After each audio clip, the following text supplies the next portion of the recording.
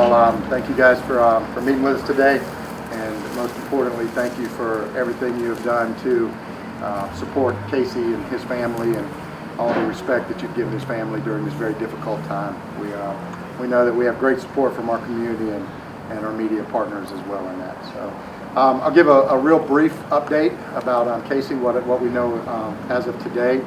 He is showing very positive signs this morning. The surgery that happened 2 nights ago has been we believe the results have been very positive. Obviously, he is not out of the danger area yet. He's still listed in critical but stable condition. This morning we got some really good signs. He is able to recognize voices. He was able to nod his head in response to knowing that he's in the hospital, to knowing that he was involved in a shooting, and just really everything has been very positive today. There was originally a surgery scheduled for this afternoon. Based upon his progress, they have postponed that surgery till tomorrow. It is still and will be forthcoming, but they are liking what we see right now. There was originally some problems with one of his legs because of his injuries, circulation, and feeling in that leg. He is showing very positive signs of having pulse and sensation in that leg.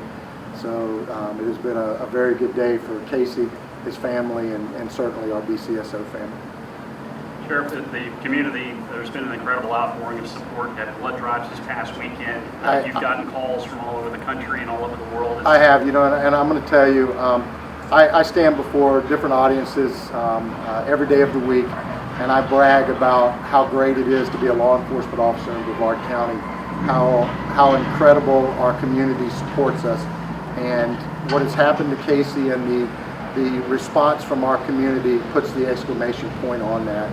Our community has shown up to give every kind of support you could possibly imagine, to donating blood. Currently over 400 units of blood have been donated in Casey's name. They have donated money.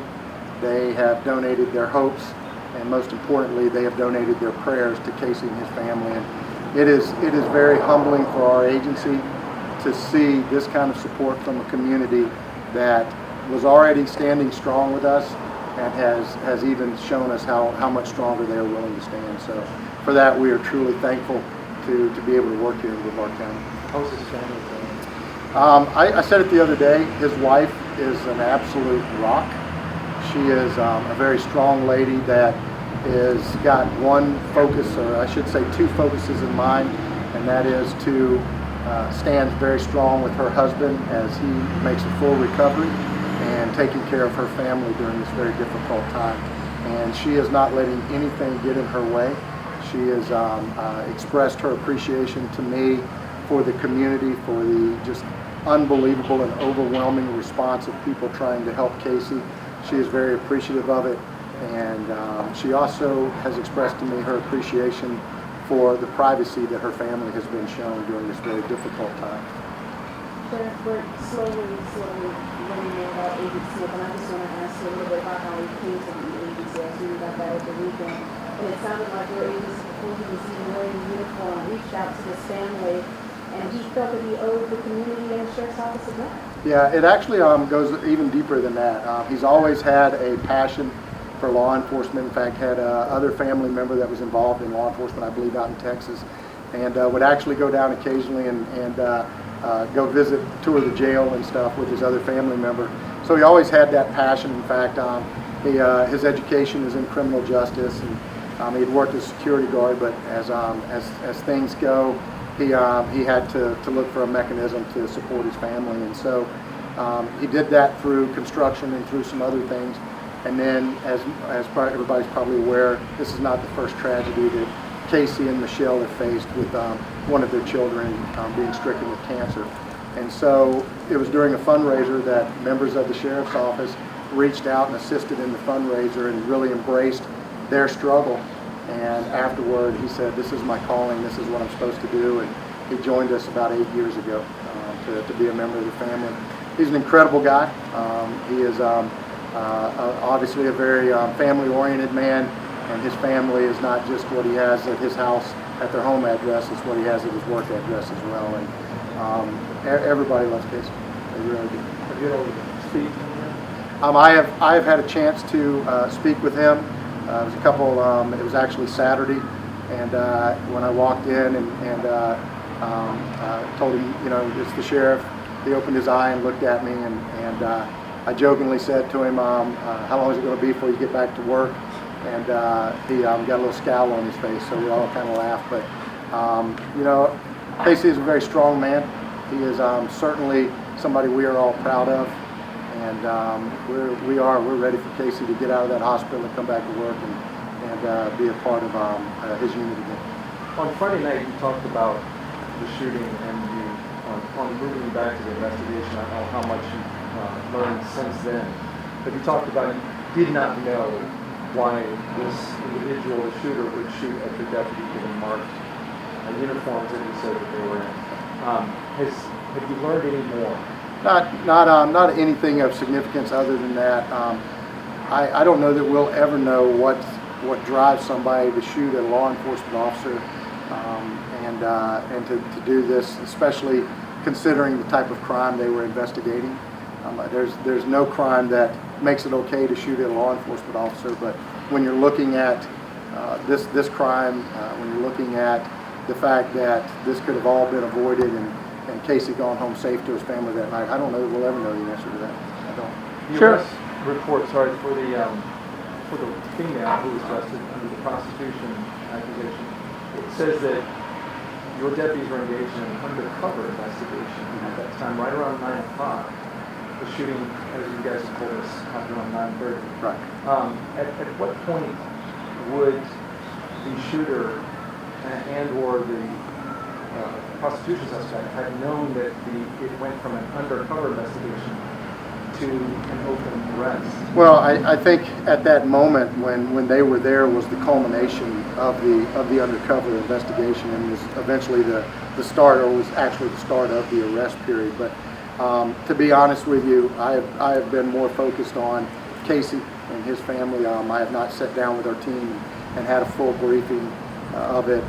There has not been an arrest made as of yet, although there is no question that arrest will be forthcoming. So, you know, we've just been really focused on Casey. Our investigative team has done a great job. They have been faced with not only the adversity of somebody being shot, but one of our own being shot, and I will certainly want to commend them, our crime scene team, and all the members of our agency that have done so much. And I will say one other thing too, in commending everybody. Brevard County Fire Rescue did an amazing job with Casey. Wusthof Hospital in Rockledge, the surgeon that did the surgery this past Saturday night came out and said that the surgeons at Wusthof in Rockledge, without question, saved Casey's life. And I would be remiss if I didn't say thank you to that team. Sheriff, can you talk about possibly the weapon that was involved in the shooting from the suspect? Was it a long gun? Was it a handgun? It's my understanding it was a handgun, but to be honest with you, I have not seen any of that evidence.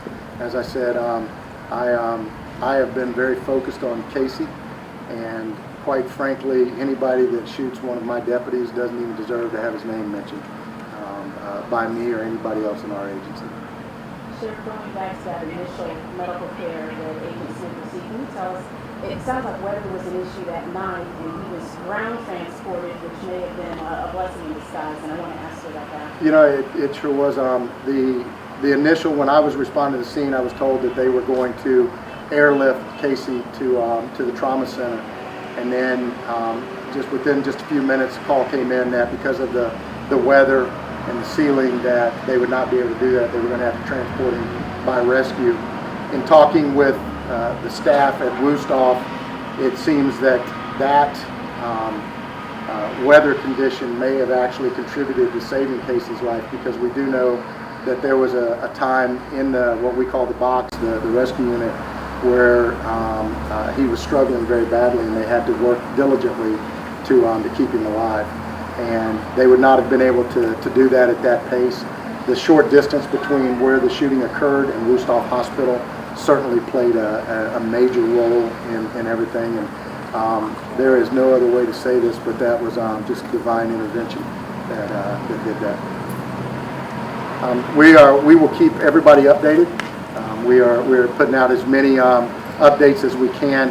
I do want to say again, thank you to our community. Thank you to the One Blood Center that within hours set up a blood drive and has continued to do so.